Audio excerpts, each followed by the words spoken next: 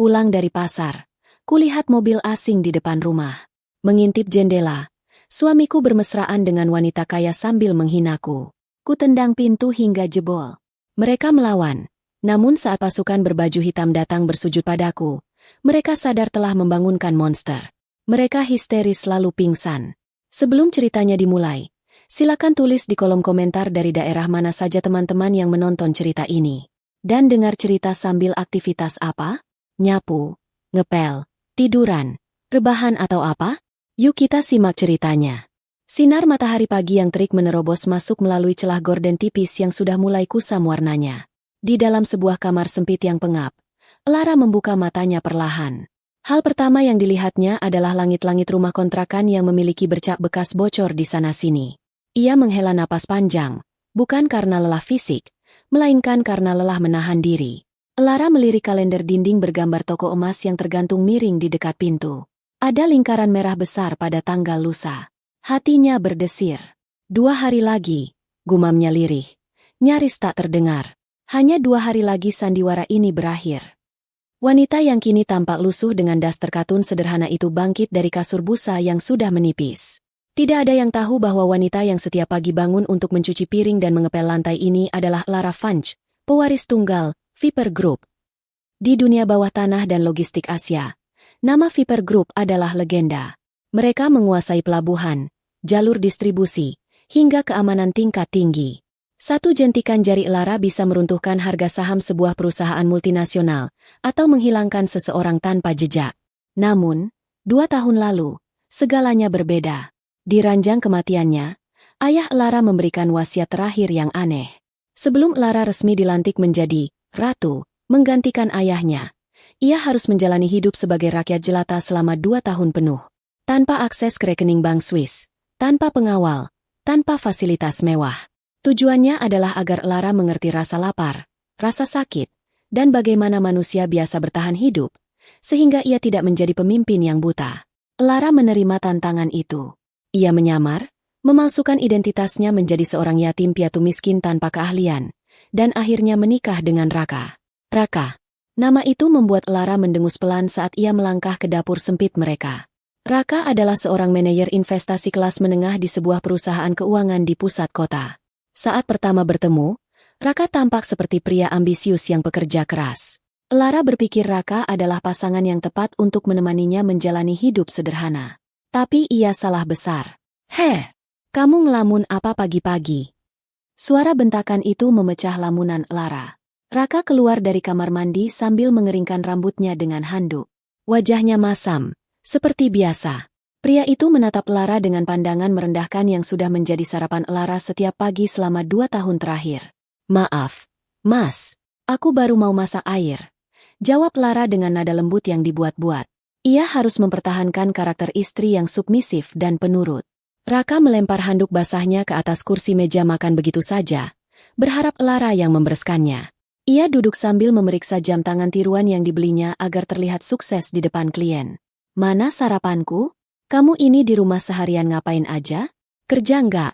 Ngasilin duit enggak? Masa nyiapin kopi aja lambat?" omel Raka. Lara menunduk, menyembunyikan kilatan tajam di matanya. Tangannya mengepal erat di balik meja dapur saat ia menuangkan air panas ke dalam cangkir. "Sabar, Lara. Kalau kau membunuhnya sekarang, wasiat ayah batal," batinnya mengingatkan diri sendiri. "Ini kopinya, Mas. Nasinya sebentar lagi matang," kata Lara sambil meletakkan cangkir di depan Raka. Raka menyeruput kopi itu sedikit, lalu meletakkan cangkirnya dengan kasar hingga isinya tumpah sedikit ke meja. "Kurang manis. Kamu ini bodoh atau gimana sih? Gula itu murah. Jangan pelit-pelit. Oh iya, aku lupa. Kamu kan mentalnya orang miskin, jadi apa-apa diirit." Kata-kata itu menusuk, tapi Lara sudah kebal. Ia hanya mengambil toples gula dan menambahkan 1 sendok lagi tanpa membantah. "Mas, uang belanja bulan ini sudah habis," ucap Lara hati-hati. Ini adalah momen yang paling ia benci. Meminta uang receh pada pria yang gaji bulanannya bahkan tidak cukup untuk membeli 1 tas tangan Lara yang asli. Raka melotot. "Habis lagi? Perasaan baru kemarin aku kasih 500.000. Kamu apakan uang itu? Kamu foya-foya ya?" "Mas, 500.000 itu untuk makan sebulan. bayar listrik, dan beli sabun. Harga beras naik. Mas, jelas Lara sabar. Raka mendengus kasar. Ia merogoh dompetnya, mengeluarkan 2 lembar uang 50 ribuan, lalu melemparnya ke lantai, tepat di dekat kaki Lara. Nih, ambil. Cukup-cukupin. Jangan manja. Istri teman-temanku bisa mengatur keuangan dengan baik. Kenapa kamu boros sekali? Dasar beban. Untung aku mau nikah sama wanita yatim piatu miskin kayak kamu. Kalau bukan karena kasihan, kamu pasti sudah jadi gelandangan. Lara menatap 2 lembar uang biru di lantai itu. Darahnya mendidih. Di kehidupan aslinya, orang-orang akan bersujud hanya untuk mendapatkan kesempatan berbicara dengannya. Tapi di sini, ia harus memungut uang receh dari lantai seperti pengemis. Perlahan, Lara berjongkok dan memungut uang itu. Bukan karena ia butuh, tapi karena peran ini harus dimainkan sampai akhir. Terima kasih, Mas. Ucapnya datar. Nanti malam masak yang enak. Jangan cuma tahu tempe terus. Aku butuh gizi karena kerjaku pakai otak. Beda sama kamu yang cuma leha-leha di rumah. Raka berdiri, merapikan kemejanya, lalu mengambil tas kerjanya. Aku berangkat. Jangan lupa setrika baju kerjaku yang warna biru buat besok. Awas kalau masih kusut. Ancam Raka sebelum melangkah keluar pintu tanpa berpamitan atau mencium kening istrinya. Suara pintu yang dibanting menutup babak pagi itu. Sepeninggal Raka, suasana rumah kembali hening. Lara berdiri tegak. Postur tubuhnya yang tadi membungkuk dan tampak lemah kini berubah tegap. Aura kewibawaannya yang selama ini ditekan perlahan keluar. Ia menatap pintu yang tertutup itu dengan tatapan dingin. Nikmatilah hari-harimu, Raka, desis Lara. Karena saat topeng ini terbuka, kau akan berharap tidak pernah dilahirkan. Lara berjalan ke arah cermin kusam di ruang tamu. Ia menatap pantulan dirinya. Wajah tanpa riasan, rambut yang diikat asal-asalan, dan daster yang sudah pudar warnanya. Tapi di balik tatapan mata itu, jiwa seekor naga sedang menunggu waktu untuk bangun. Hari ini adalah hari terakhir ia harus berbelanja ke pasar tradisional dengan anggaran super ketat. Besok adalah hari terakhir penyamarannya. Dan lusa-lusa adalah hari pembalasan. Ia mengambil keranjang anyaman butut dari sudut dapur. Misi hari ini, bertahan hidup 1 hari lagi sebagai upik abu yang malang. Lara melangkah keluar rumah, menyusuri gang sempit yang becek sisa hujan semalam, menyapa tetangga dengan senyum palsu yang ramah, sambil menyusun rencana di kepalanya. Rencana untuk mengambil kembali tahtanya dan menyingkirkan parasit bernama Raka dari hidupnya. Matahari sudah condong ke barat, tapi panasnya masih menyengat kulit. Lara berjalan tertatih-tatih menyusuri jalan aspal yang berlubang menuju kompleks perumahannya. Di tangan kanan dan kirinya, 2 kantong plastik besar berisi sayuran murah, ikan asin, dan beberapa butir telur terasa semakin berat, membuat jari-jarinya memerah dan sakit. Ia baru saja pulang dari pasar induk yang jaraknya cukup jauh demi mendapatkan harga yang lebih miring. Uang 100 ribu yang dilempar Raka tadi pagi harus cukup untuk makan seminggu. Jadi ia harus berjalan kaki alih-alih naik ojek. Peluh membasahi daster dan lehernya, membuat rambutnya lepek. Penampilannya benar-benar kacau, persis seperti gambaran istri yang tidak terurus. Tahan, Lara. Tinggal 24 jam lagi. Batinnya menyemangati diri sendiri. Langkah kakinya melambat saat ia memasuki jalan di depan rumahnya. Biasanya, jam segini lingkungan perumahan itu sepi. Tetangga-tetangga sibuk di dalam rumah atau belum pulang kerja. Namun, hari ini ada sesuatu yang berbeda. Sangat berbeda. Dari kejauhan, sebuah kilatan warna merah menyala menangkap perhatiannya. Lara menyipitkan mata. Di depan rumah mungil tipe 36 yang ia tempati bersama Raka, terparkir sebuah mobil yang sangat tidak wajar berada di lingkungan ini. Itu bukan mobil tetangga, apalagi mobil teman Raka yang rata-rata hanya memakai mobil keluarga standar atau motor. Itu adalah supercar, sebuah Ferrari Portofino berwarna merah darah.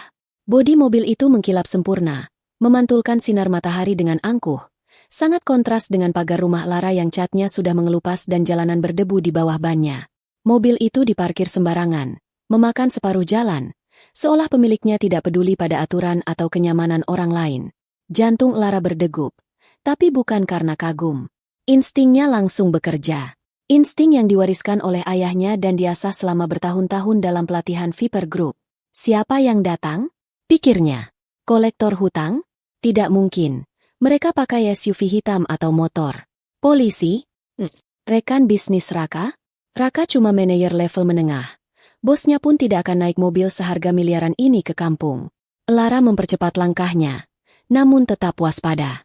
Saat ia semakin dekat, ia bisa melihat bahwa jendela mobil sebelah kiri sedikit terbuka, mungkin sekitar 5 cm. Lara berhenti tepat di samping mobil itu. Ia berpura-pura membetulkan posisi kantong belanjaannya sambil menarik napas dalam-dalam. Hidungnya yang terlatih mencium aroma yang menyeruak keluar dari celah jendela itu. Itu bukan bau pengharum mobil biasa. Itu aroma parfum Chanel nomor 5. Parfum mahal dengan wangi bunga aldehida yang sangat kuat dan khas. Wangi wanita berkelas. Atau wanita yang ingin dianggap berkelas. Wanita, bisik Lara. Ada wanita di dalam rumahku. Kecurigaan langsung menyergap benaknya. Raka bilang hari ini dia lembur sampai malam. Raka bilang dia sedang pusing dengan laporan akhir bulan. Lalu, siapa wanita pemilik mobil mewah ini? Apakah ini klien penting? Jika iya, kenapa Raka tidak memberitahunya? Dan kenapa parkir di rumah sempit ini? Bukan bertemu di kafe atau kantor? Lara hendak melangkah menuju pintu depan. Tapi langkahnya terhenti. Naluri berburunya mengambil alih. Jika ia masuk lewat pintu depan, ia akan kehilangan unsur kejutan.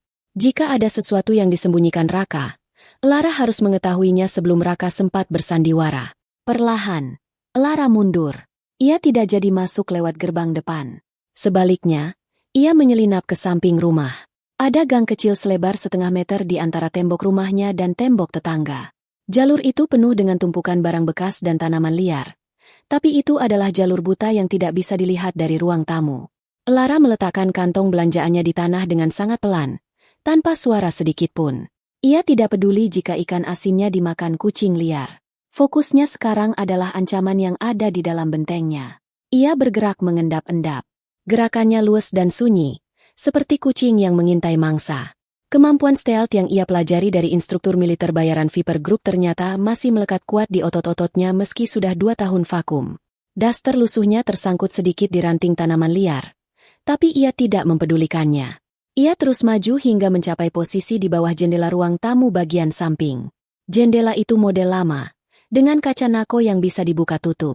Untungnya, Raka sering lupa menutup rapat nako bagian bawah karena engselnya rusak. Dari celah nako yang terbuka sedikit itu, suara dari dalam rumah terdengar cukup jelas. Sayang, kamu yakin istrimu nggak bakal pulang cepat? Suara wanita. Nada bicaranya manja dan mendayu-dayu. Darah Lara berdesir, tapi wajahnya tetap datar. Dingin. Ia menajamkan pendengarannya. Tenang saja, Beb. Itu suara Raka. Suara yang terdengar jauh lebih lembut dan penuh kasih sayang dibandingkan saat ia bicara pada Lara. Si Upik Abu itu kalau ke pasar pasti jalan kaki. Dia cari barang diskonan. Muter-muter dulu. Masih lama pulangnya. Lagian dia nggak punya uang buat naik ojek. Tangan Lara mencengkeram tembok kasar di sampingnya hingga kukunya memutih. Upik Abu, katanya. Ih, kamu jahat banget sama istri sendiri. Sahut wanita itu sambil tertawa kecil. Tawa yang terdengar mengejek, bukan simpatik. Tapi aku suka. Berarti kamu memang cuma cinta sama aku, kan? Ya jelaslah, Siska. Kamu lihat sendiri kan perbedaannya? Kamu cantik, wangi, kaya, punya segalanya. Dia? Dia itu cuma beban. Yatim piatu, miskin, nggak tahu cara dandan. Baunya saja bau bawang. Raka tertawa meremehkan. Lara memejamkan mata sejenak. Hinaan itu sebenarnya tidak menyakitkan bagi harga dirinya sebagai pewaris Viper Group, karena ia tahu itu tidak benar. Tapi pengkhianatan itu, fakta bahwa Raka, pria yang ia pilih untuk hidup sederhana, ternyata hanyalah sampah yang tidak tahu diuntung, itulah yang memicu amarahnya. Lara perlahan mengangkat kepalanya, mengintip dari sudut kaca nako. Pemandangan di dalam sana membuat perutnya mual. Di ruang tamu sempitnya, Raka sedang duduk di sofa butut mereka. Di pangkuannya, duduk seorang wanita dengan pakaian kantor yang sangat ketat dan modis. Wanita itu, Siska, sedang mengelus pipi Raka dengan mesra. Lara mengenalnya dari cerita-cerita Raka. Siska adalah atasan Raka di kantor. Kepala divisi yang sering Raka keluhkan galak, ternyata adalah selingkuhannya. Jadi, kapan kamu mau ceraikan dia? Tanya Siska sambil memainkan kancing ke meja Raka. Sabar, sayang, jawab Raka sambil tersenyum licik. Kita tunggu sedikit lagi. Aku dengar dari pengacara gratisan yang kubewa, Ada kemungkinan warisan nenek buyutnya yang tanah di kampung itu cair bulan depan. Nilainya lumayan buat tambahan modal investasi kita. Begitu uang itu masuk rekening bersama, aku akan langsung tendang si miskin itu keluar dari rumah ini. Tenang saja, istriku yang bodoh itu tidak akan tahu bedanya mobil mewah dan gerobak. Dia terlalu polos dan bodoh untuk curiga sama kita. Dia pikir aku lembur demi masa depan kami, padahal demi masa depan kita berdua. Lanjut Raka dengan bangga. Lara tidak lagi merasa sedih. Tidak ada air mata yang jatuh. Ekspresi wajahnya berubah drastis. Topeng istri yang lembut dan penurut itu hancur berkeping-keping, digantikan oleh wajah asli sang Ratu Viper. Dingin, mematikan, dan tanpa ampun. Aura membunuh menguar dari tubuhnya. Jika tatapan bisa membunuh, Raka dan Siska pasti sudah terpenggal saat itu juga. Lara merogoh saku dasternya. Di sana, terselip sebuah ponsel jadul yang ia gunakan sehari-hari. Namun, ia tidak membuka menu telepon biasa. Ia menekan kombinasi tombol tertentu, lalu membuka casing belakang ponsel itu dengan cepat. Di balik baterai, ada sebuah tombol kecil berwarna merah yang tidak pernah ia sentuh selama 2 tahun ini. Tombol darurat. Tombol pemanggil pasukan. Lara menekan tombol itu tanpa ragu. 1 detik. 2 detik. Lampu kecil di ponsel itu berkedip hijau sekali. Tanda sinyal sudah terkirim ke satelit pribadi Viper Group. Ia menyimpan kembali ponselnya. Ia tidak perlu menunggu lama. Pasukannya selalu siaga dalam radius tertentu, memantau dari jauh tanpa terlihat, menunggu perintah sang ratu. Lara tidak akan lari. Ia tidak akan menangis di pojokan. Ia akan menghadapi mereka sekarang juga. Ia berbalik, meninggalkan lorong samping, dan berjalan menuju pintu depan dengan langkah tegap. Tidak ada lagi langkah tertatih. Ia berjalan seperti seorang predator yang akan menerkam mangsanya. Kalian ingin bermain api? Gumam Lara sambil menatap pintu kayu rapuh di hadapannya. Baiklah, aku akan membakar kalian sampai jadi abu. Suara tawa dari dalam rumah itu masih terdengar, menusuk telinga seperti pecahan kaca yang digesekkan ke dinding hati. Lara berdiri di depan pintu utama rumah tipe 36 yang catnya sudah mengelupas itu. Napasnya teratur. Namun dadanya bergemuruh oleh badai amarah yang sudah lama ia tahan. Di tangannya, kantong plastik berisi ikan asin dan kangkung layu masih menggantung. Sebuah ironi yang menyedihkan bagi seorang wanita yang sebenarnya bisa membeli seluruh pasar induk beserta tanahnya. Di dalam, Raka baru saja menyelesaikan kalimatnya yang menyakitkan tentang istri bodoh dan warisan nenek. Lara tidak butuh mendengar lebih banyak lagi. Batas kesabarannya, yang selama 2 tahun ini direntangkan seluas samudra, kini putus seketika. Lara mundur selangkah untuk mengambil ancang-ancang. Ia tidak mencari kunci di saku dasternya. Ia tidak mengetuk. Ia menyalurkan seluruh kekecewaan, penghinaan, dan kekuatan yang tersisa dari latihan bela dirinya ke 1 titik di kaki kanannya. Brak! Suara kayu pecah terdengar menggelegar. Pintu depan yang terbuat dari kayu murah itu tidak mampu menahan tendangan telak Lara. Engselnya menjerit sebelum lepas dari kusen, dan kunci pintu itu jebol seketika. Pintu terbanting keras ke dinding dalam, menciptakan gema yang mengejutkan di ruang tamu yang sempit. Di sofa, Raka dan Siska terlonjak hebat. Siska menjerit kaget, refleks memeluk Raka, sementara wajah Raka pucat pasi seolah baru melihat hantu. Debu berterbangan dari kusen pintu yang rusak. Di balik debu itu, Lara berdiri tegak. Cahaya matahari sore dari belakang punggungnya menciptakan siluet gelap yang menakutkan, meski ia hanya mengenakan daster lusuh. Siapa?" teriak Raka dengan suara gemetar. Matanya melotot mencari sumber ancaman. Ketika debu mulai menipis dan ia melihat sosok istrinya berdiri di ambang pintu dengan wajah datar, rasa takut Raka berubah drastis menjadi amarah yang meluap-luap. Ia merasa harga dirinya terinjak karena dikagetkan oleh istrinya sendiri di depan selingkuhannya. "Kamu!" Raka berdiri, wajahnya memerah padam. Ia menunjuk wajah Lara dengan jari telunjuk yang gemetar karena marah. "Apa-apaan kamu? Hah? Datang-datang ngerusak pintu. Kamu pikir pintu itu murah? Dasar perempuan gila. Kampungan." Siska, yang sudah menata kembali posisinya di sofa, memandang Lara dari ujung kaki ke ujung kepala dengan tatapan jijik yang tidak ditutup-tutupi. Ia menutup hidungnya dengan sapu tangan sutra, seolah kehadiran Lara membawa wabah penyakit. "Ya ampun, sayang ini istrimu?" tanya Siska dengan nada mengejek yang dibuat-buat. Suaranya melengking, kontras dengan situasi tegang itu. "Aku pikir tadi ada tukang minta-minta yang ngamuk. Lihat tuh, bajunya kumel banget.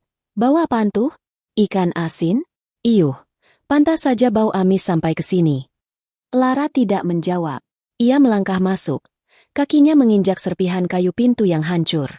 Bunyi krek dari kayu yang terinjak membuat Raka semakin berang.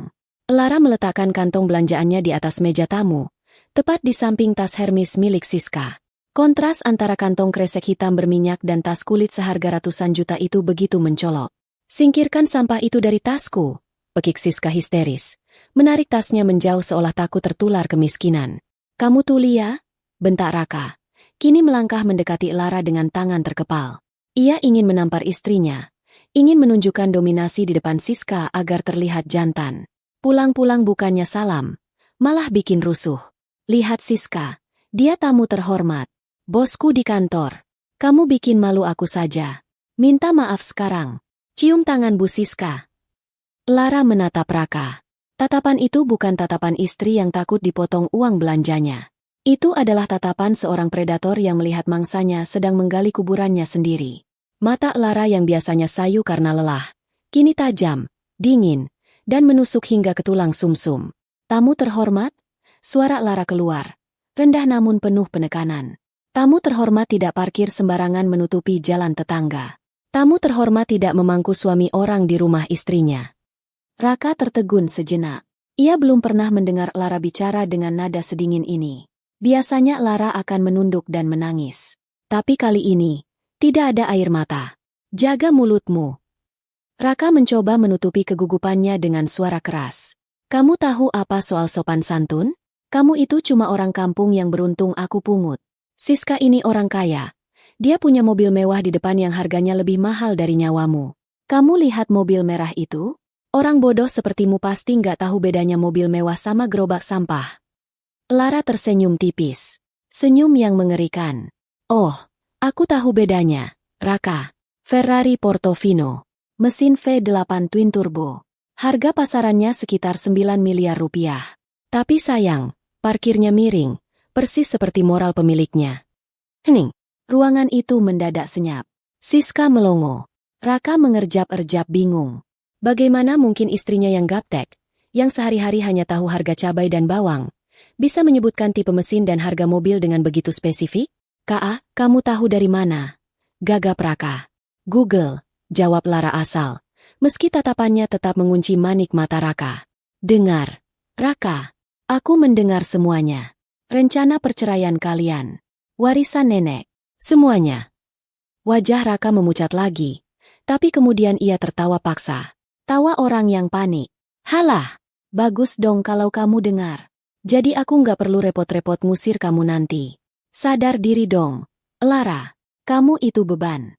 Aku butuh wanita yang selevel, yang bisa mendongkrak karirku, bukan yang cuma bisa masak kangkung. Siska ikut berdiri, merasa di atas angin karena dibela Raka. Ia melipat tangan di dada, memamerkan gelang-gelang emasnya. Heh, Mbak, mending kamu pergi sekarang deh. Kemasi barang-barangmu yang gak berharga itu. Raka sudah muak sama kamu. Lagian, lihat dirimu. Dekil, bau, gak ada menarik-menariknya. Raka pantas dapat yang lebih baik. Lara mengalihkan pandangannya ke Siska. Kau benar, Siska. Raka pantas mendapatkan apa yang dia cari. Dan kau juga pantas mendapatkan balasan atas apa yang kau ambil. Apa maksudmu? Kamu ngancam aku? Tantang Siska, maju selangkah dengan dagu diangkat tinggi. Kamu tahu siapa aku? Aku bisa bikin kamu nggak bisa makan seumur hidup. Suamiku punya koneksi polisi. Papaku kenal pejabat. Koneksi. Lara terkekeh pelan. Lucu sekali mendengar kata itu keluar dari mulutmu. Raka yang merasa diabaikan, maju dan mencengkeram lengan Lara dengan kasar. Sudah cukup sandiwaranya. Keluar kamu. Pergi dari rumahku sekarang juga. Aku talak kamu detik ini juga. Lara tidak menepis tangan Raka. Ia hanya melirik tangan kotor suaminya yang mencengkeram lengan dasternya. Lepaskan, ucap Lara pelan. Atau kau akan kehilangan tangan itu. Apa katamu? Berani kamu ngelawan suami? Raka mengangkat tangannya yang satu lagi, siap melayangkan tamparan keras ke pipi Lara. Namun, tangan itu tidak pernah sampai. Tiba-tiba, kaca jendela ruang tamu bergetar hebat. Suara deru angin yang sangat kencang terdengar dari atas atap rumah. Getarannya begitu kuat hingga foto pernikahan mereka yang tergantung miring di dinding jatuh dan pecah berkeping-keping di lantai. Raka kehilangan keseimbangan dan melepaskan pegangannya. Gempa! Ada gempa? Teriaknya panik. Suara itu semakin keras, memekakan telinga. Bukan gempa. Itu suara baling-baling. Suara mesin helikopter yang terbang sangat rendah, tepat di atas genteng rumah mereka. Debu dari jalanan di luar beterbangan liar, menciptakan badai kecil yang masuk melalui pintu yang sudah jebol. Apa itu? Jerit Siska, menutup telinganya karena bising. Sebelum Raka sempat menjawab, suara decitan ban mobil yang mengerem mendadak terdengar bersahut-sahutan dari arah depan rumah.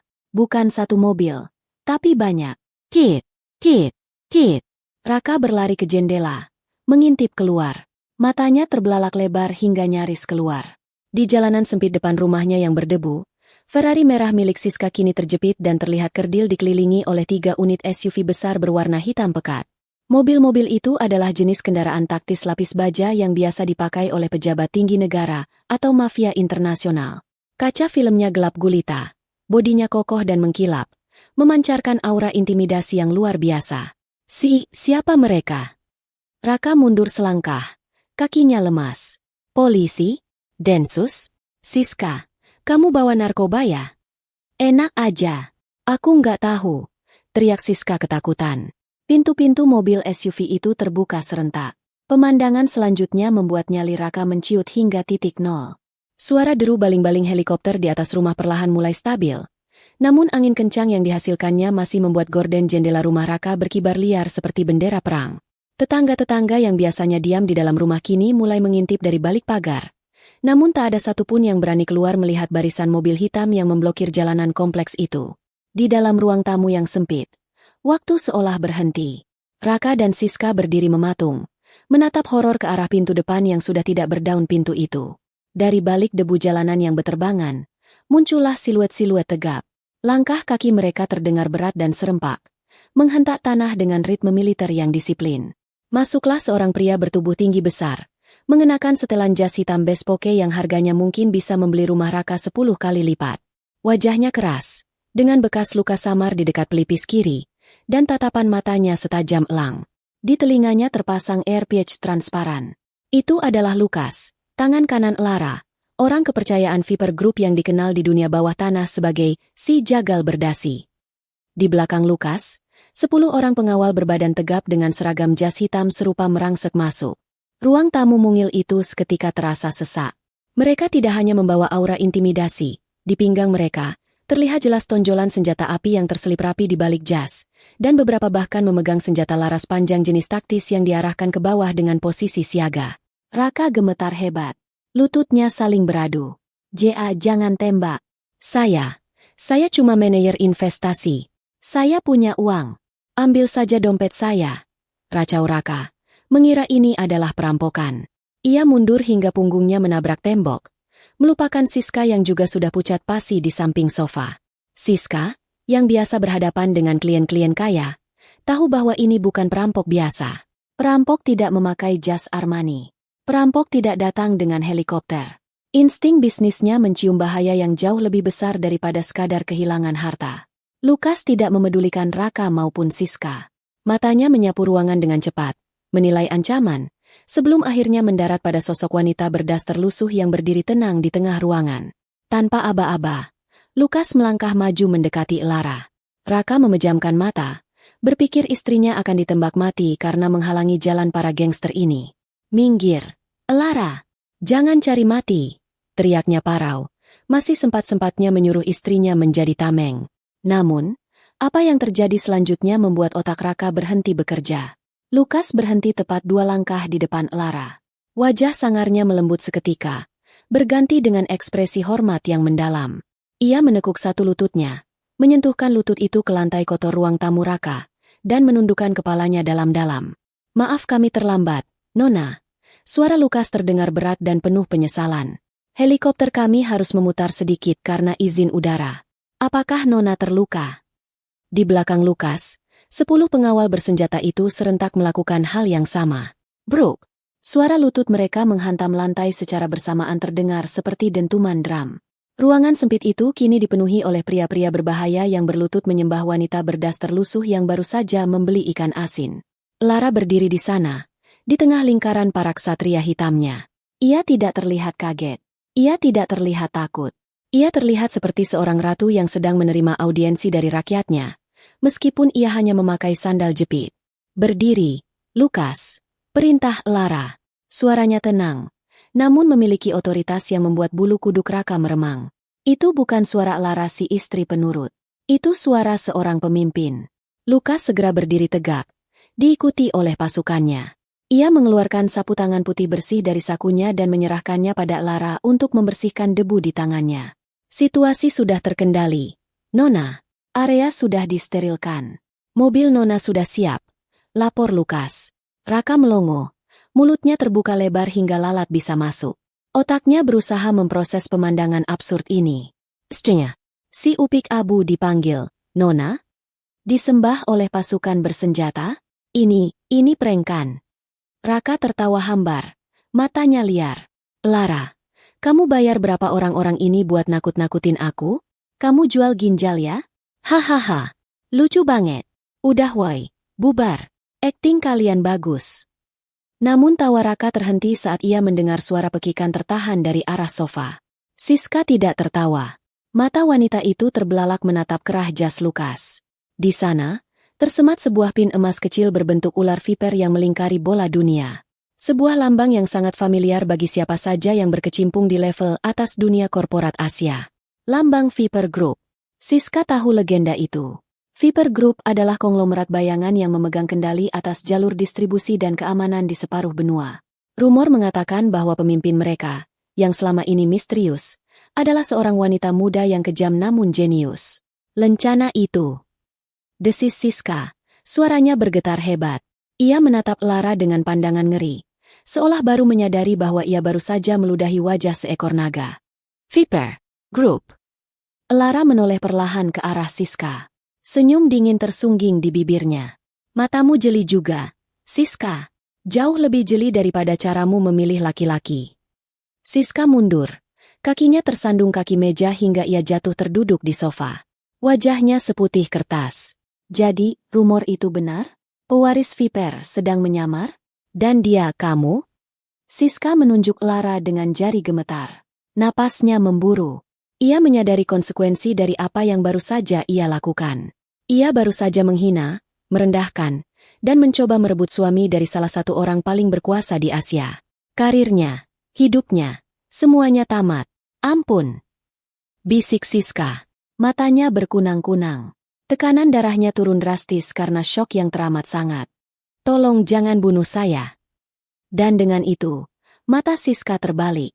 Ia pingsan seketika, terkulai lemas di atas sofa butut itu. Siska!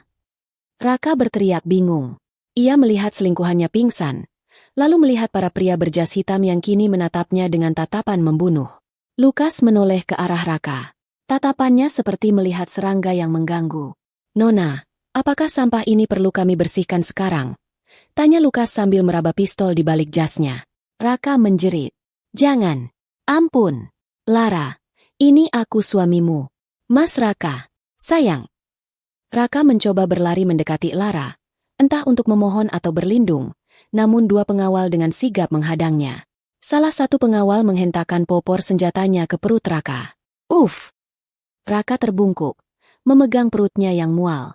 Rasa sakit yang luar biasa menjalar, bercampur dengan rasa takut yang melumpuhkan. Ia mendongak, menatap wajah Lara yang kini tampak begitu tinggi dan jauh. Tidak ada belas kasihan di mata wanita itu. Hanya ada kehampaan yang dingin. Bawa mereka.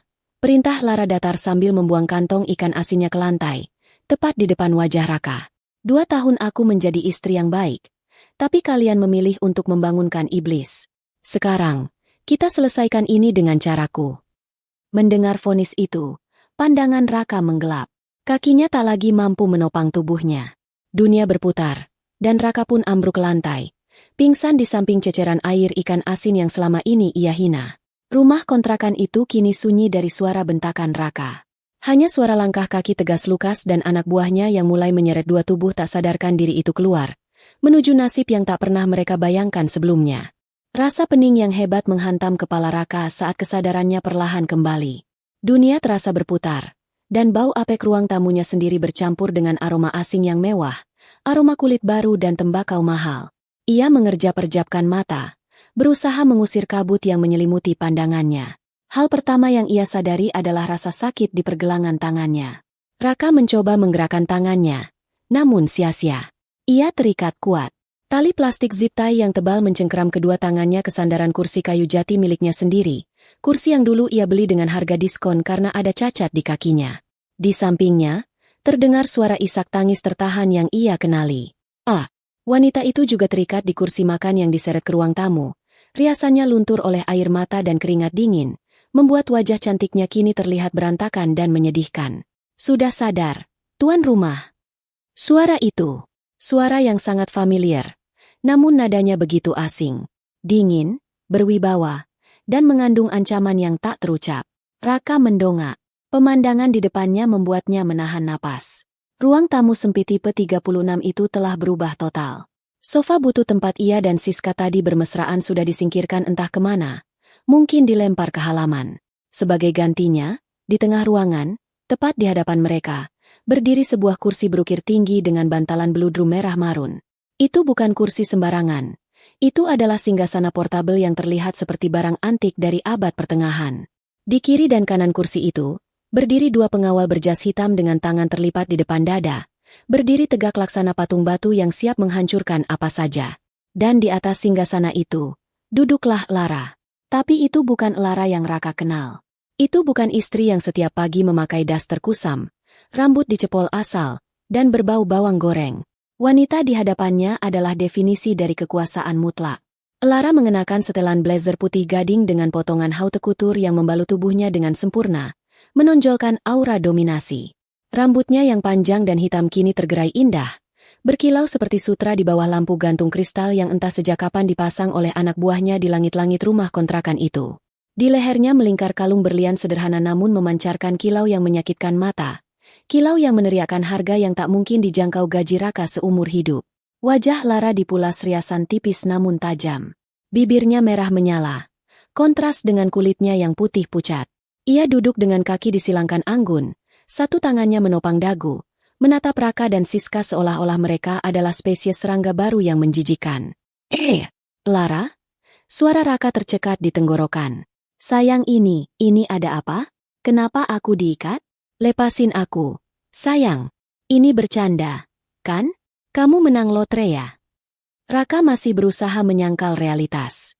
Otaknya yang kerdil tidak mampu memproses bahwa wanita yang selama 2 tahun ini ia bentak, ia suruh-suruh, dan ia batasi uang belanjanya, adalah sosok ratu yang kini menatapnya dari ketinggian. Lukas, yang berdiri di samping kanan Lara, melangkah maju dan menampar pipi Raka dengan punggung tangannya. Tidak terlalu keras, tapi cukup untuk membuat Raka terdiam dan pipinya perih. Jaga bicaramu, geram Lukas. Kau sedang berbicara dengan pimpinan Viper Group. Panggil beliau Nona Lara. Raka gemetar. Viper Group. Nama itu kembali terdengar. Nama yang sering ia dengar di berita ekonomi sebagai konglomerat bayangan yang tak tersentuh hukum. Raka menelan ludah. Keringat dingin mengucur deras di punggungnya. Tidak apa-apa, Lukas. Lara mengangkat tangan, memberi isyarat agar Lukas mundur. Lara kemudian condong ke depan, menatap manik mata suaminya lekat-lekat. Raka, ucap Lara pelan, menggelengkan kepalanya seolah kecewa pada anak kecil yang nakal. 2 tahun kita tidur di kasur yang sama, makan di meja yang sama.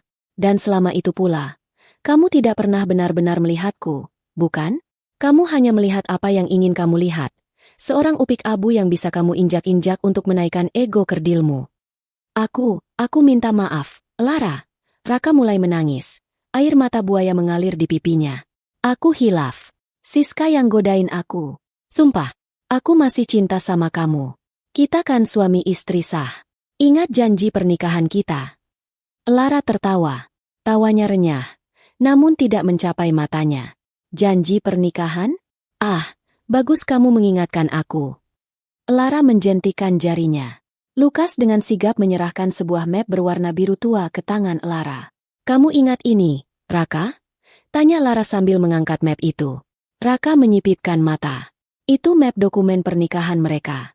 Itu buku nikah. Bukan. Ini perjanjian pranikah yang kamu tanda tangani 2 tahun lalu. Jawab Laras sambil membuka map itu perlahan. Ingatan Raka melayang ke masa lalu. Saat itu, ia memang menandatangani setumpuk kertas yang disodorkan Lara sebelum menikah. Waktu itu Raka tertawa dalam hati. Buat apa perempuan miskin ini minta perjanjian pranikah? Harta apa yang mau dia lindungi? Panci bolong? Raka menandatanganinya tanpa membaca. Menganggap itu hanya tingkah sok penting Lara. Ia bahkan sempat mengejek Lara saat itu. Mengatakan, Iya, aku tanda tangan. Jangan takut. Aku nggak bakal minta harta warisan gembelmu. Kamu ingat apa yang kamu katakan saat menandatangani ini? Tanya Lara, seolah bisa membaca pikiran Raka. Kamu bilang, kamu tidak butuh hartaku. Kamu bilang, kamu yang akan menafkahiku. Lara menarik selembar kertas dari map itu dan mulai membacanya dengan suara lantang. Pasal 17, ayat 3. Dalam hal pihak kedua, suami, terbukti melakukan tindak perselingkuhan, penipuan, atau kekerasan verbal psikologis terhadap pihak pertama, istri, maka seluruh aset yang dimiliki, sedang dikelola, atau diatasnamakan pihak kedua, baik yang diperoleh sebelum maupun selama pernikahan, akan secara otomatis beralih kepemilikan menjadi milik pihak pertama sebagai bentuk dendawan prestasi dan kompensasi kerugian imaterial. Lara berhenti membaca dan menatap Raka yang kini mulutnya ternganga lebar. Dan ada satu lagi. Lanjut Lara tersenyum miring. Klausul tambahan. Jika pihak kedua terbukti merendahkan martabat pihak pertama di muka umum atau berkonspirasi untuk merugikan pihak pertama, maka pihak kedua bersedia melepaskan hak asuh, hak waris, dan hak sipil atas properti bersama, serta menanggung utang yang timbul akibat pembatalan kontrak ini. Raka merasa jantungnya berhenti berdetak. Itu nggak mungkin sah. Itu jebakan. Mana ada hukum seperti itu? Di duniaku, Raka. Sahut Lara dingin sambil menutup map itu dengan suara plak yang keras. Hukum adalah apa yang tertulis di atas kertas yang kamu tanda tangani. Pengacara terbaik di negeri ini yang menyusun kontrak ini. Dan kamu, dengan segala kearogananmu, menandatanganinya tanpa membaca satu kata pun. Raka lemas. Tubuhnya merosot di kursi. Ia tidak hanya kehilangan istri yang ternyata konglomerat, tapi ia juga baru saja menyerahkan seluruh hidupnya, tabungannya, investasinya yang sedikit itu, bahkan harga dirinya, ke tangan wanita yang baru saja ia sebut bodoh. Investasi yang kamu banggakan itu? Saham-saham gorengan yang kamu beli? Mobil cicilanmu? Semuanya sekarang milikku, kata Lara santai, seolah sedang membicarakan menu makan malam. Terima kasih sudah mengumpulkannya untukku, suamiku sayang. Siska, yang sejak tadi diam gemetar, akhirnya memberanikan diri bersuara. Ia tahu ia harus menyelamatkan dirinya sendiri. Raka sudah tamat. Ia tidak mau ikut tenggelam. Nona Lara. Cicit Siska dengan suara serak. Saya tidak tahu. Saya cuma korban. Raka yang bilang dia bujangan kaya. Dia bilang istrinya sudah mati. Saya ditipu. Nona, tolong lepaskan saya. Saya janji akan pergi jauh-jauh. Lara menoleh ke arah Siska. Tatapannya berubah dari dingin menjadi tajam menyelidik. Ia bangkit dari singgasananya dan berjalan perlahan mendekati Siska. Suara hak tinggi sepatu low boatinnya mengetuk lantai keramik dengan irama yang mengintimidasi. Lara berhenti tepat di depan wajah Siska, lalu menggunakan satu jari telunjuknya yang lentik untuk mengangkat dagu wanita itu. Korban? Ulang Lara pelan. Jangan menghina kecerdasanku. Siska, kamu pikir aku tidak tahu siapa kamu sebenarnya? Wajah Siska yang pucat semakin memutih. Matanya bergerak gelisah. Aku tahu gajimu sebagai kepala divisi tidak cukup untuk membeli Ferrari itu, bisik Lara tepat di telinga Siska. Dan aku tahu parfum mahalmu itu adalah hadiah dari Blackwood Corp, perusahaan saingan Viper Group yang beroperasi di sektor gelap.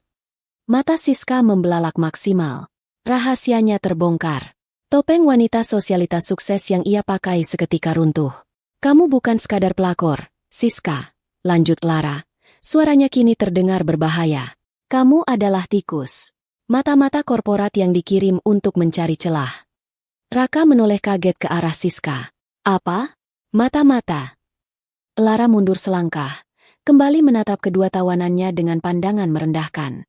Inilah ironinya. Mari kita buka babak selanjutnya. Lukas, biarkan mereka saling memakan satu sama lain sebelum aku menghancurkan sisanya. Suasana di ruang tamu itu semakin mencekam. Pengungkapan Lara tentang identitas asli Siska menggantung di udara seperti asap racun. Raka menatap selingkuhannya dengan tatapan tidak percaya, sementara Siska menunduk dalam-dalam. Tubuhnya gemetar hebat karena rahasia terbesarnya telah ditelanjangi oleh target yang paling tidak ia duga. "Jelaskan, Siska," perintah Lara. Ia kembali duduk di singgasananya, menyilangkan kaki dengan anggun, menikmati pertunjukan kehancuran yang akan segera dimulai. "Ceritakan pada kekasihmu ini, kenapa wanita sekelasmu mau repot-repot turun ke rumah kontrakan kumuh ini dan memacari pria mediocre seperti Raka?" Siska terisak pelan. Ia tahu tidak ada gunanya berbohong di hadapan Viper Group. Intelijen mereka dikenal memiliki mata dan telinga di setiap sudut kota. Berbohong hanya akan mempercepat kematiannya. Aku ditugaskan oleh Pak Wijaya, CEO Blackwood. Aku Siska dengan suara parau. "Pak Wijaya." Sela Raka bingung. "Itu kan bos perusahaan saingan kantorku. Jadi kamu mendekati aku karena..." "Diam kamu, Raka," bentak Siska tiba-tiba. Wajahnya yang tadi memelas kini berubah menjadi penuh kebencian saat menatap Raka. "Kamu pikir aku sudi sama kamu karena cinta? Jangan mimpi. Kamu itu pria membosankan, gajimu kecil, seleramu kampungan, dan diranjang pun kamu payah." Kata-kata itu menghantam Raka lebih keras daripada tamparan Lukas tadi. Ego laki-lakinya hancur berkeping-keping. Terus kenapa?" tanya Raka lirih. Suaranya hampir hilang. Siska menarik napas panjang, mencoba menenangkan diri meski air matanya terus mengalir.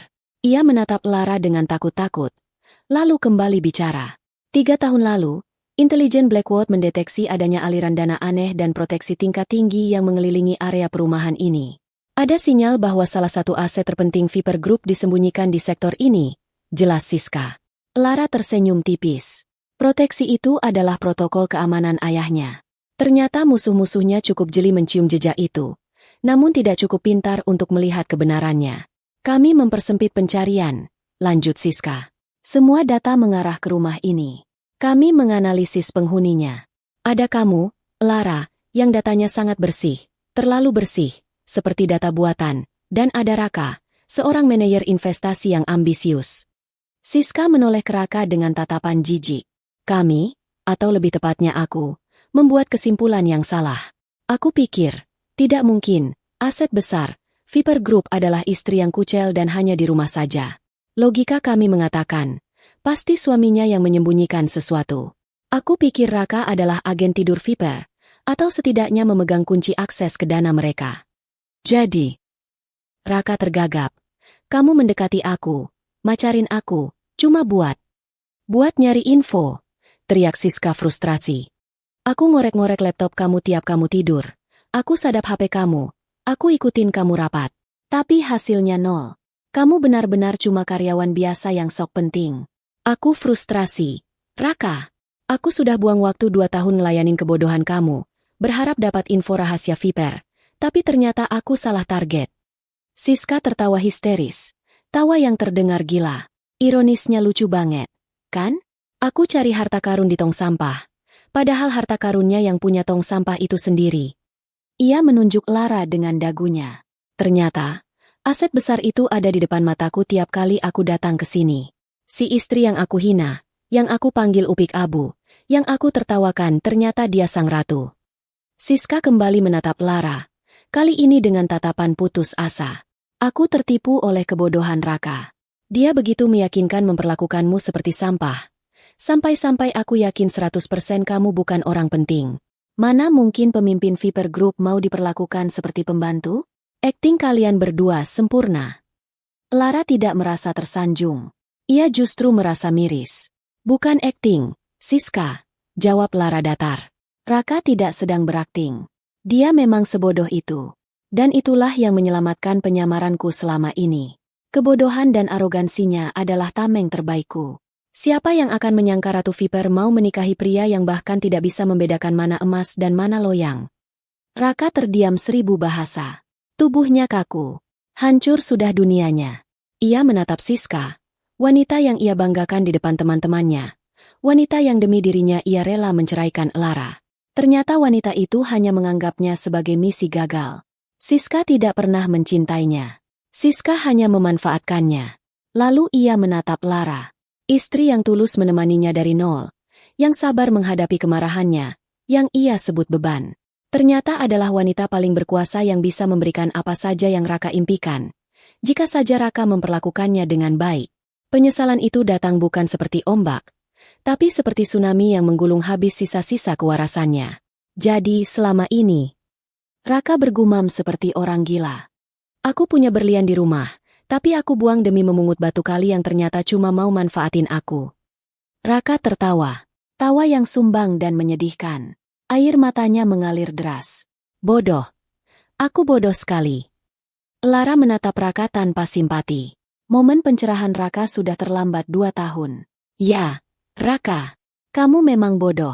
Dan kebodohanmu itu mahal harganya, ucap Lara tajam. Lara kemudian beralih ke Siska. Dan kamu, Siska, misi gagalmu ini akan terdengar sampai ke telinga Pak Wijaya. Kamu tahu apa yang dilakukan Blackwood pada agen yang gagal dan membongkar rahasia, bukan? Wajah Siska menjadi seputih mayat. Ia tahu betul. Blackwood tidak memecat orang. Mereka menghilangkan orang. Tolong, Nona Lara. Siska merangkak sejauh yang ia bisa dengan kursi yang terikat di punggungnya, mencoba bersujud di kaki Lara. Lindungi saya. Masukkan saya ke penjara saja. Jangan serahkan saya ke Blackwood. Mereka akan membunuh saya. Kenapa aku harus peduli? Tanya Lara dingin. Kamu masuk rumahku, menghina penampilanku, dan mencoba menghancurkan rumah tanggaku. Meskipun rumah tangga itu memang sudah busuk, kamu pantas mendapatkan apa yang akan datang padamu. Lara berdiri, merapikan blazernya yang tak kusut sedikit pun. Ia sudah bosan dengan drama picisan ini. Saatnya eksekusi. Lukas, panggil Lara. Siap, Nona. Jawab Lukas sigap. Urus mereka. Lakukan prosedur, bersih-bersih. Untuk wanita ini, pastikan bosnya tahu dia gagal total karena kebodohannya sendiri. Kirimkan rekaman pengakuannya tadi ke Pak Wijaya. Biar mereka yang menyelesaikannya. Tidak, Jen. Ampun. Jerit Siska histeris. Dan untuk laki-laki ini, Lara melirik Raka yang kini hanya menunduk pasrah dengan tatapan kosong. Lakukan sesuai rencana. Ambil semuanya. Pecat dia secara publik. Pastikan tidak ada satupun perusahaan di Asia ini yang mau mempekerjakan dia, bahkan sebagai tukang sapu sekalipun. Biarkan dia merasakan bagaimana rasanya menjadi beban yang sesungguhnya. Dimengerti, Nona. Lukas mengangguk. Ia memberi isyarat pada anak buahnya. Para pengawal maju. 2 orang menarik kursi Siska yang terus menjerit-jerit histeris memohon ampun, menyeretnya keluar menuju mobil hitam yang menunggu. Suara jeritannya perlahan menghilang di telan suara mesin mobil. 2 pengawal lain melepaskan ikatan Raka, namun bukan untuk membebaskannya. Mereka mencengkeram lengan Raka kasar, memaksanya berdiri. Raka tidak melawan. Jiwanya sudah mati. Ia menatap Lara untuk terakhir kalinya. Tatapan penuh penyesalan dan permohonan yang bisu. Lara! Bisiknya lemah. Lara tidak menoleh. Ia memunggungi Raka, menatap keluar jendela di mana matahari mulai terbenam, mewarnai langit dengan warna merah darah. Bawa dia pergi dari hadapanku, perintah Lara. Aku ingin rumah ini kosong dalam 10 menit. Aku harus membakar kenangan buruk ini. Raka diseret keluar, kakinya terseret di lantai keramik yang dingin, meninggalkan Lara sendirian di tengah ruang tamu yang kini terasa sangat luas, sangat sunyi, namun akhirnya sangat bebas. Matahari sudah hampir tenggelam sepenuhnya, menyisakan semburat ungu dan jingga yang memar di langit barat. Di dalam rumah kontrakan tipe 36 yang pintunya sudah jebol itu, suasana berubah menjadi hening namun mencekam, seperti ketenangan sebelum badai kedua menghantam. Lara masih berdiri di tengah ruangan, dikelilingi oleh sisa-sisa kekacauan yang baru saja terjadi. Kursi singgasana sementaranya masih ada di sana, tampak begitu agung dan tidak pada tempatnya di antara dinding-dinding lembab yang catnya mengelupas. Lara menghela napas panjang. Bukan napas kelelahan, melainkan napas pelepasan. 2 tahun ia menahan diri. 2 tahun ia membiarkan dirinya dihina, direndahkan, dan diperlakukan seperti barang tak berharga. Kini, topeng, upik abu, itu sudah terbakar habis. Ia kembali menjadi dirinya sendiri. Lara Funch, Ratu Viper yang ditakuti. Lukas kembali masuk ruangan setelah memastikan Raka dan Siska diamankan di luar oleh para pengawal. Ia berjalan mendekati Lara sambil menyodorkan sebuah tablet tipis berteknologi tinggi. Nona, Tim IT kita sudah siap dengan akses penuh ke seluruh akun digital target. Kami hanya menunggu perintah eksekusi dari Anda. Lapor Lukas dengan nada datar dan profesional. Lara mengambil tablet itu. Layarnya menampilkan data lengkap kehidupan Raka dan Siska. Mulai dari rekening bank, akun media sosial, riwayat panggilan, hingga data kepegawaian. Semuanya telanjang di hadapan Lara. Kita mulai dari wanita itu, ucap Lara dingin. Ia mengetuk layar tablet, membuka profil Siska. Lara tidak membutuhkan kekerasan fisik untuk menghancurkan seseorang sekelas Siska. Siska adalah makhluk yang hidup dari citra dan reputasi. Hancurkan reputasinya, maka kau membunuhnya tanpa perlu menumpahkan darah. Sambungkan aku dengan Wijaya, perintah Lara.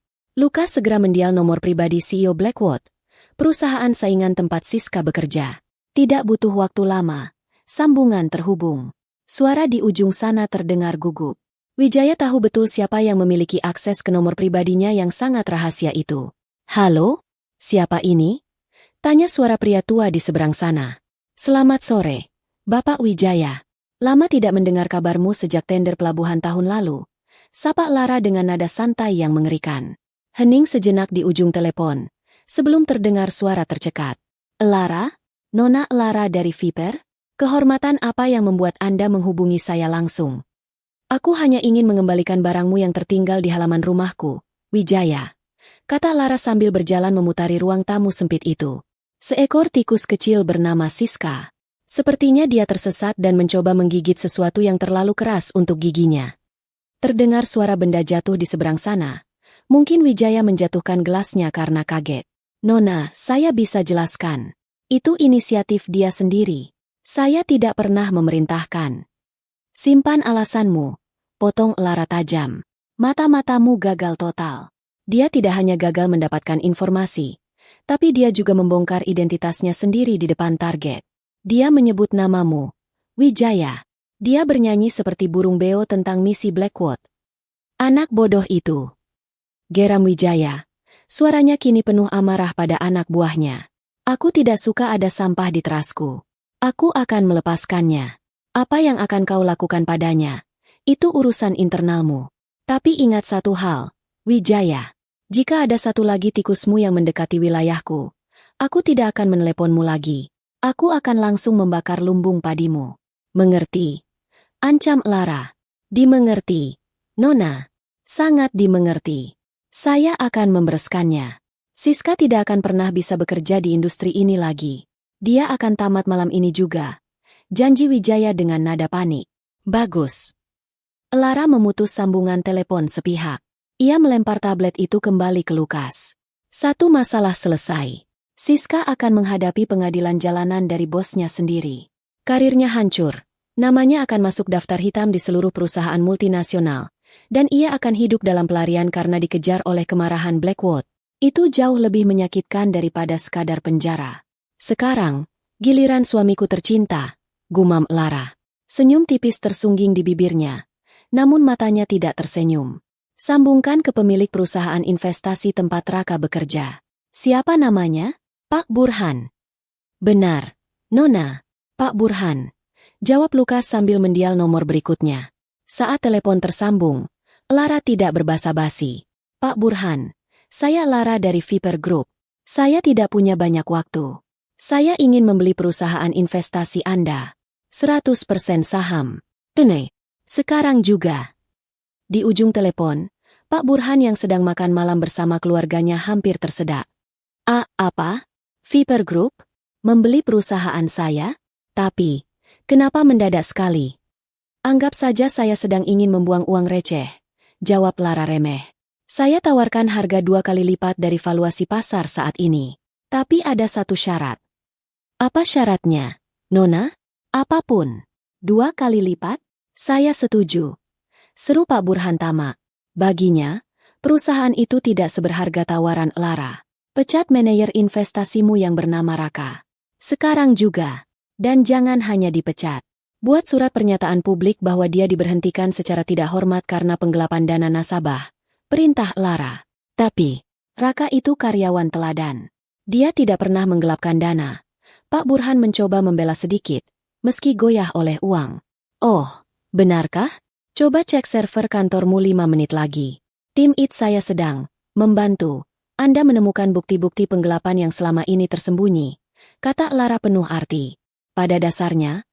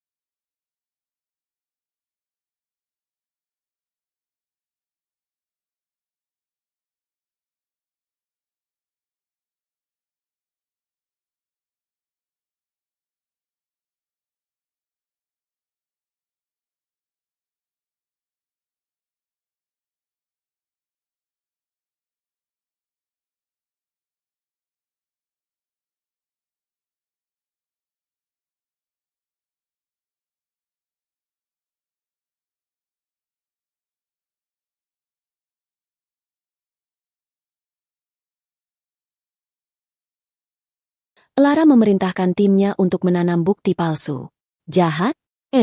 Tapi bagi Lara, ini adalah balasan setimpal untuk pria yang menahan uang belanja istrinya demi membiayai gaya hidup palsu bersama wanita lain. Raka telah menggelapkan kebahagiaan Lara selama 2 tahun. Kini Lara menggelapkan masa depannya. Baik, Nona. Saya mengerti. Demi kebaikan perusahaan, Raka akan saya pecat detik ini juga. Saya akan buat rilis pers ke seluruh asosiasi keuangan. Pak Burhan menyerah total. Uang dan rasa takut pada Viper Group mematikan hati nuraninya. Senang berbisnis dengan Anda. Lara menutup telepon. Dalam hitungan menit, Status Raka berubah dari manajer sukses menjadi pengangguran dengan label kriminal. Tidak ada bank, tidak ada perusahaan sekuritas. Bahkan koperasi simpan pinjam pun tidak akan mau mempekerjakan seseorang dengan catatan penggelapan dana. Karir yang Raka bangun dengan menjilat atasan dan menginjak bawahan, runtuh dalam satu panggilan telepon singkat. "Lukas, bagaimana dengan aset fisiknya?" tanya Lara. "Mobil Ferrari milik Nona Siska sudah kami derek. Kami mengklaimnya sebagai ganti rugi atas kerusakan pintu dan tekanan psikologis, sesuai hukum jalanan yang berlaku." Nona Siska tidak berani protes, lapor Lukas. "Dan rumah ini?" Lara menyapu pandangannya ke sekeliling ruangan yang penuh kenangan pahit. "Sertifikat rumah ini masih digadaikan di bank, Nona.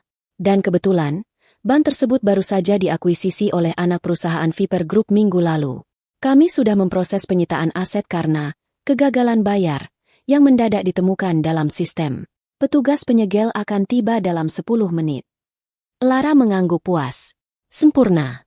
Raka tidak hanya kehilangan pekerjaan, dia juga kehilangan tempat berteduh. Wanita itu berjalan menuju kamar tidur utama. Kamar di mana ia sering menangis diam-diam saat Raka menghinanya. Kamar di mana ia harus tidur di kasur yang keras sementara Raka sering mengeluh punggungnya sakit. Lara membuka lemari pakaian plastik mereka. Ia melihat baju-baju kerjanya Raka yang berderet rapi, hasil setrikaan tangan Lara. Ia mengambil satu kemeja biru yang tadi pagi Raka minta disetrika. Lara meremas kemeja itu, lalu melemparnya ke lantai. Tidak ada lagi setrikaan. Tidak ada lagi masak air panas. Tidak ada lagi menghitung uang receh. Bisiknya pada diri sendiri. Ia keluar dari kamar itu dan menutup pintunya rapat-rapat. Ia tidak membawa satupun barang dari rumah itu. Baju-baju dasternya, sandal jepitnya, semua ia tinggalkan. Itu adalah milik Upik Abu. Dan Upik Abu sudah mati. "Ayo keluar, Lukas. Aku ingin melihat wajah mantan suamiku untuk terakhir kalinya," ucap Lara sambil melangkah pasti menuju pintu depan yang menganga. Di luar, langit sudah gelap. Lampu-lampu jalan mulai menyala redup. Namun, di depan rumah kontrakan itu, cahaya terang benderang dari lampu sorot mobil-mobil SUV hitam Viper Group menyoroti satu titik di tengah jalan. Sebuah panggung drama terakhir yang akan dimainkan. Lara melangkah keluar dari teras rumah. Angin malam menerpa wajahnya, menerbangkan rambutnya yang indah. Ia berdiri di sana, di ambang pintu, menatap ke bawah seperti dewi penghukum. Inilah saatnya menutup buku. Di halaman depan yang berdebu, di bawah sorotan lampu mobil yang menyilaukan, Raka berlutut di tanah. Pakaian kerjanya yang tadi pagi licin dan rapi, kini kotor oleh debu dan kerutan. Dasinya miring, rambutnya acak-acakan. Wajahnya basah oleh campuran keringat, air mata, dan ingus. Ia terlihat persis seperti apa yang sering ia tuduhkan pada Lara, menyedihkan dan tak berdaya. Para tetangga mulai berkerumun di ujung gang. Bu RT, Pak Satpam Kompleks, dan ibu-ibu yang biasa bergosip di tukang sayur, semua menonton dengan mulut ternganga. Mereka tidak berani mendekat karena pagar betis pengawal berjas hitam yang menjaga area itu. Tapi mata mereka tidak lepas dari pemandangan yang tak masuk akal ini. Si istri yang pendiam dan sering terlihat lusuh, kini berdiri laksana selebriti papan atas, sementara si suami yang sombong berlutut seperti budak. Raka mendongak saat melihat siluet Lara muncul di teras. Harapan semu muncul di matanya. Ia merangkak maju, mengabaikan rasa sakit di lututnya yang terparut aspal kasar. "Lara, panggil Raka dengan suara serak. Ia mencoba menggapai ujung celana panjang Lukas yang menghalanginya, tapi ditendang pelan agar menjauh. "Jangan panggil aku dengan sebutan itu." Suara Lara membelah keheningan malam. Tidak perlu berteriak. Suaranya yang tenang namun tegas terdengar jelas hingga ke telinga para tetangga yang menguping. "Ibu, Ibu Lara." Raka mengoreksi panggilannya dengan panik. Air matanya tumpah lagi. "Tolong, Bu. Jangan begini. Saya suamimu. Kita sudah menikah 2 tahun. Apa semua itu nggak ada artinya? Masakanmu, pijatanmu, aku tahu kamu masih sayang sama aku." Lara menuruni anak tangga teras satu persatu. Setiap langkahnya terasa berat dan menekan dada Raka. Ia berhenti 2 meter di depan Raka, menatap pria itu dengan pandangan yang sulit diartikan. Campuran antara jijik dan kasihan. "Kamu benar, Raka. 2 tahun itu ada artinya," jawab Lara pelan. Wajah Raka berbinar. "Iya kan? Kamu pasti nggak tega kan? Ayo kita pulang ke dalam, sayang. Kita bicara baik-baik." Aku janji akan berubah. Aku akan putusin Siska. Aku akan kerja lebih keras. Aku akan belikan kamu emas, baju bagus, apa saja yang kamu mau. Lara tertawa kecil. Tawa yang terdengar sangat pahit. 2 tahun itu artinya adalah pelajaran. Raka. Pelajaran bagiku bahwa ketulusan tidak bisa membeli hati yang busuk. Pelajaran bahwa memberikan segalanya pada orang yang salah hanya akan membuatmu kosong. Lara memberi isyarat pada Lukas. Lukas maju selangkah dan melemparkan sebuah ponsel ke hadapan Raka. Itu ponsel Raka sendiri. Coba buka emailmu. Perintah Lara. Raka dengan tangan gemetar mengambil ponselnya. Layarnya retak sedikit, tapi masih menyala. Ada notifikasi email masuk dari kantor pusat. Dengan napas tertahan, ia membukanya.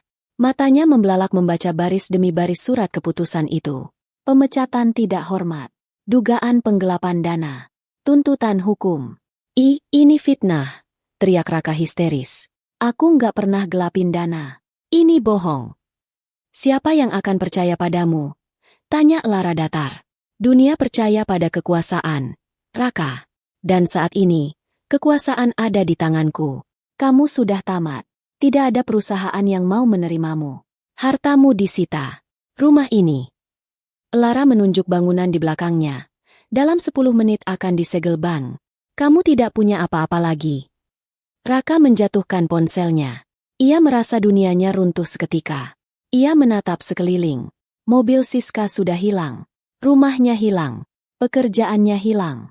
Reputasinya hancur di depan tetangga yang selama ini ia pameri kesuksesan palsu. Ia kembali menatap Lara. Satu-satunya tali penyelamat yang tersisa. Raka bersujud. Keningnya menyentuh tanah berdebu. Tepat di depan sepatu stiletto Lara yang berkilau. Ia menangis meraung-raung. Membuang sisa harga dirinya. Lara, ampun. Aku mohon. Jangan tinggalkan aku. Aku nggak bisa hidup miskin. Aku nggak biasa susah. Tolong kasih aku kesempatan kedua. Aku akan jadi pembantumu, jadi sopirmu, apa saja. Asal jangan buang aku. Lara menatap punggung pria yang sedang bersujud itu. Dulu, ia berpikir pria ini adalah imam yang akan membimbingnya. Sekarang, ia melihat sosok parasit yang ketakutan karena kehilangan inangnya. Kesempatan kedua? Ulang Lara. Ia berjongkok sedikit, mendekatkan wajahnya ke arah Raka, tapi tidak menyentuhnya. Ingat saat aku minta uang belanja tambahan karena harga beras naik, dan kamu melempar uang ke lantai? Bisik Lara. Raka terisak, mengangguk cepat. Aku salah. Aku ganti uangnya 10 kali lipat. Ingat saat aku sakit demam tinggi, dan kamu malah menyuruhku bangun masak karena kamu lapar. Maafkan aku. Kamu tidak mencintaiku, Raka, kata Lara. Suaranya kini terdengar final dan mematikan. Ia kembali berdiri tegak. Kamu mencintai rasa berkuasa saat merendahkanku. Kamu mencintai perasaan bahwa kamu lebih hebat dari si yatim piatu miskin.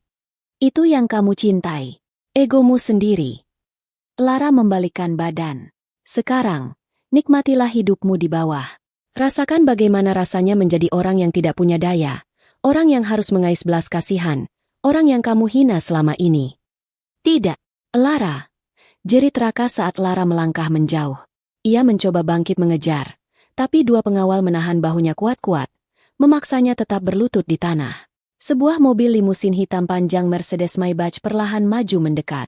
Pintunya dibuka oleh sopir bersarung tangan putih. Interior mobil itu memancarkan cahaya hangat, kontras dengan dinginnya malam di luar. Jok kulit berwarna krem, minibar dengan sampahnya dingin, dan kenyamanan yang nyata menunggu di dalam sana. Sebelum masuk, Lara berhenti sejenak. Ia menoleh ke arah kerumunan tetangga yang menonton. Ia melihat Ibu Tejo, tetangga yang sering ikut menggunjingkan penampilan lusuh Lara. Ibu Tejo buru-buru menunduk, takut bertatapan mata. Lara tersenyum tipis. Ia tidak perlu mengatakan apa-apa pada mereka. Pemandangan malam ini sudah cukup menjadi hukuman sosial bagi Raka seumur hidupnya di lingkungan ini. Lara masuk ke dalam limusin. Pintu berat itu ditutup dengan suara blam yang lembut namun tegas, memisahkan 2 dunia yang berbeda. Di dalam mobil yang kedap suara, tangisan histeris Raka tidak lagi terdengar. Lara menyandarkan punggungnya yang lelah ke jok empuk. Lukas duduk di kursi seberangnya, menuangkan segelas air mineral, bukan sampanye, karena Lukas tahu Lara tidak suka minum alkohol saat emosinya belum stabil. Terima kasih, Lukas. Ucap Lara sambil menerima gelas itu. Kemana tujuan kita, Nona? Ke penthouse atau langsung ke bandara untuk pertemuan besok? Tanya Lukas. Lara menatap keluar jendela kaca film